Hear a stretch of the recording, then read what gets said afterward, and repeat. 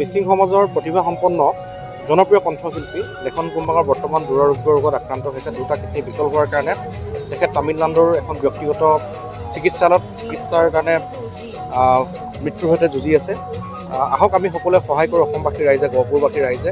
আজি তেখেতৰ ৰাইজৰ সজাগ আৰু সচেতন আৰু ৰাইজক সহায়ৰ আহ্বানৰ অৰ্থে আমি এটি ৰোড শ্ব' আয়োজন কৰোঁ। গহপুৰৰ যথেষ্টখিনি জনপ্ৰিয় কণ্ঠশিল্পীয়ে আজি ৰোড শ্ব'ত অংশগ্ৰহণ কৰে আৰু ইয়াৰ যোগেদি আহক আমি তেখেতক আৰু দুদিন পৃথিৱীখনত জীয়াই থাকিবৰ কাৰণে এটা সাহস দিওঁ।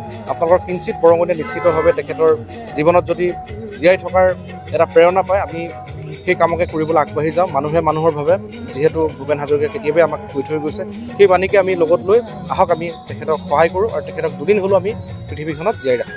মিচিং কেবাঙৰ তৰফৰ পৰা আৰু আমাৰ গহপুৰ সকলো মিচিং ৰাইজৰ সহযোগত আমি এটা আজি ৰোড শ্ব' কৰিছিলোঁ আৰু এই ৰোড শ্ব'ৰ যোগেদি সকলোকে এটা মেছেজ দিব খুজিছোঁ যে আমি আমাৰ যি লেখন কুম্বাঙৰ যি এতিয়া অৱস্থা, এই অৱস্থাৰ পৰা উন্নত চিকিৎসাৰ বাবে তেখেতক আমি যেন অলপ বৰঙণি আগবঢ়াব পাৰোঁ, সকলোৰে সহায়িতা কামনা কৰিছোঁ। গতিকে মানুহে জীয়াই থাকোঁতে একচুৱেলি মানুহক এটা অকণমান হ'লেও সহায় কৰিব, যদি পাৰে কৰিব লাগে আৰু যিখিনি টেলেণ্ট আছে সেই টেলেণ্টখিনি একচুৱেলি সকলোৱে মানে ৰেচপেক্ট দিব লাগে বুলি ভাবোঁ। ত' সেইটো কাৰণে তেখেতকো আমি যিহেতু আমি গম পালোঁ, লগে লগে আমি এটা প্ৰস্তাৱ ল'লোঁ যে আমি আমাৰ ফালৰ পৰা যিখিনি পাৰোঁ আপোনালোকৰো সহায় সহযোগিতা কামনা কৰিছোঁ আৰু মানুহ যথেষ্টখিনি সহায় পাইছোঁ আজিৰ অনুষ্ঠান আৰু আজিৰ এই বিশেষ অনুষ্ঠান কি কওঁ আমি অসমবাসী ৰাইজে আহক আমি সকলোৱে মিলি পেলাই পুনৰ এই সুন্দৰ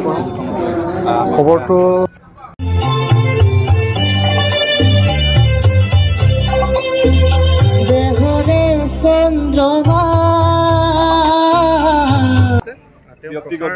বিমুখী মানুহ আমাক বিশেষভাৱে সহায় কৰিছে দুলাল মহন্ত ছাৰ।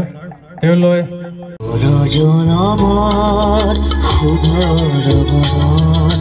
যদিহে আমাৰ হৈ দেখা পুৰাবানে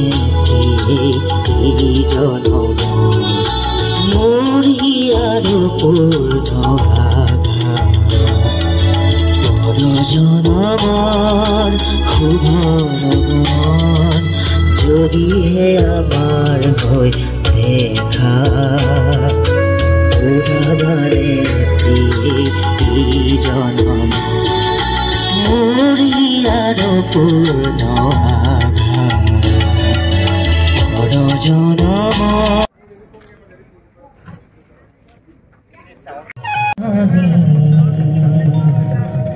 হাসিনা মানে বুকুৰে মৰম তুমি যদি